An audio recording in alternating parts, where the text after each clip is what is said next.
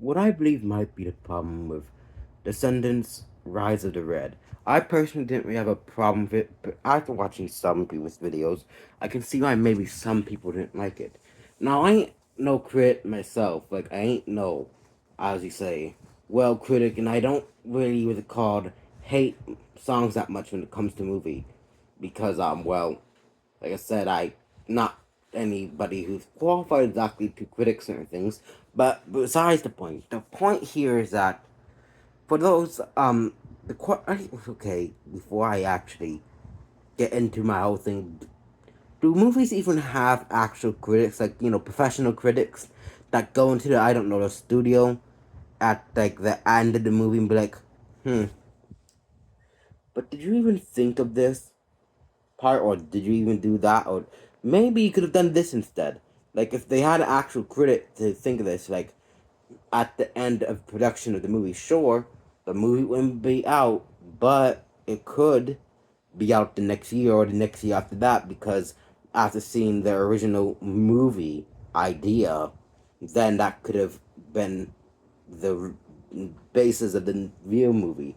For example, everybody has a rough draft, and yes, that's what storyboarding and all those other things for. But once it's all together, like the movie itself is all together, you still have to have. I think you still must have like a professional critic watching it, or a group of professional critics, telling them like things that people might think about. Because I think one of the problems is that basically Disney was banking on the fact that it is a kids movie, and well, kids are gonna be watching it. But it's not just a kid movie. It's also a movie that is basically a franchise right now already. And people from their already younger years are now old and they're watching this. Which I feel like I've seen in a couple of media these days, falling into the trope of new generation. We must make it for the new kids and stuff. And I'm not saying that they have to keep around the same characters, and I understand why some of them might not be there because of the unfortunate death of one person in real life. And basically, the thing here is that it's kind of like a soft reboot, if that's the term. It's not actually a reboot, but it's more of kinda is, because it's made for a generation of children that are being introduced to this movie. But in reality, what are they being introduced to more than just a continuation of the last ones? They have new characters and new things, but yet there's still the story of the past that is still connected to it. On top of that, there are things like I and other people pointed out that really just don't make sense. And as like I said again, two children, this might not be a problem, but also two children, this could be a problem. You see, the reason why is because, unfortunately or fortunately, not all children are as dumb as people think these days. So some are gonna be like, wait a minute, how is this possible for A, B, and C and D? Blah blah blah, all that stuff. Because I watched a video just a couple minutes ago pointing out how apparently the lore of Descendants is that all these original stories happened, then apparently the kingdoms became as one, and then the villains were like, casted away or something like that. So that does bring up the question of why in the world was Merlin Academy the thing, and all these things, and why did they end up changing so much of the original stories and things. On top of that, I feel like that these time traveling thing, like people have pointed out, really doesn't make sense much. For many other reasons. Someone pointed out that the son of Morgana, whatever it was, um, Morgay, whatever it was, wasn't frozen like the rest of them, so he could have still enacted the evil, what it called, uh, plan. But here's the thing: I'm actually gonna give you that devil advocate there. No, he couldn't, because he probably would have been frozen as well as the rest of them if he did end up going for the book. But by the time that would happen, Merlin already arrived, so he would have been caught too. And as another thing, why, and I understand this is movie logic, but why in the world did Maddox Hatter, or whoever it was, I understand their kind of friend slash mentor, but he did not think for a second that Red would maybe pickpocket him while he was getting hugged, because they both very well known that he had the watch on him while he was given a hug. Kind of feels like, you know, strange.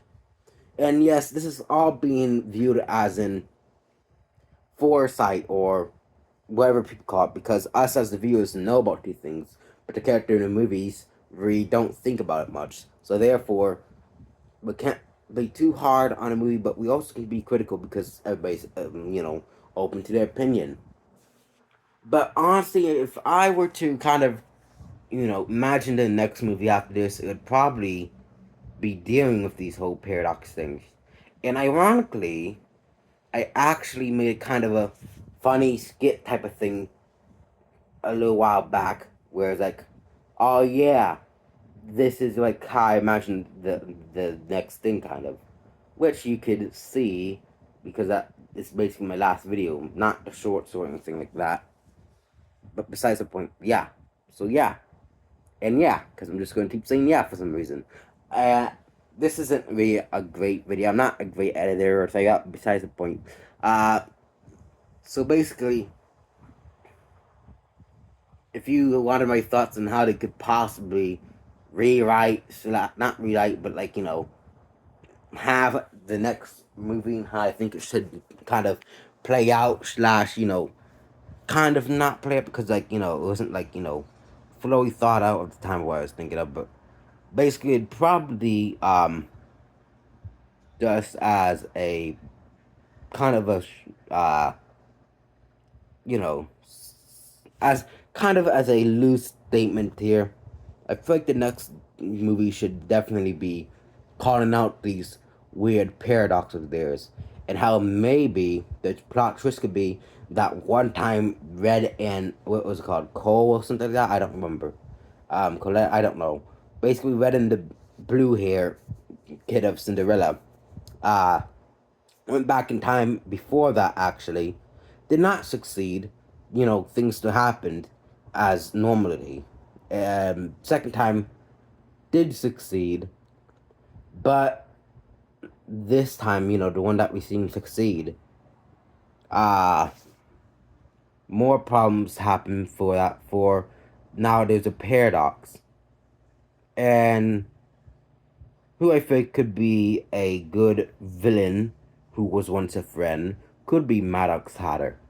For I feel like maybe since the whole Wonderland thing could be like maybe since he was also the one introducing the time travel watch, he could be like one of the only people who wasn't affected besides Red and Cole or whatever their name was, who wasn't affected by the time change or the paradox or if it was that he knows what happened, and is kind of upset about it because in this one, although he knows what happens, since Red had a as what the evil queen or the good queen would now think, normal childhood, because all of them would have like new memories or like um placing everything like that. Since in reality, Red couldn't have a actual childhood with the good queen because they were still back in time when that happened. So everything would be like, oh my goodness, totally happened. But more in reality, it would be kind of like a massive brainwash and mass literal rewrite of the universe, kind of. So Paradox Hatter or Mad Hatter or Maddox would know about this. And he would be a little mad because although he knows about this and that is not real, he would still know that technically they and Red would have never had a friendship slash mentorship at that time, probably, because she would have had an okay life and didn't need them. This could lead to some type of, anger slash what's called just in general annoyance and stuff like that. Not just because of their friendship not being a thing technically in this universe, but also because of the fact that what they have done to the universe. This could somehow make the universe, I don't know, start breaking down, or things start um, changing as more characters start to realize, hey, that does kind of make sense. How is this possible? They weren't here, but yeah, I remember having weird memories of raising them. That doesn't make sense. As Maddox Hatter explains that they were those Cole, or how you say the name in red, were back in time or something like that. And then things just start breaking.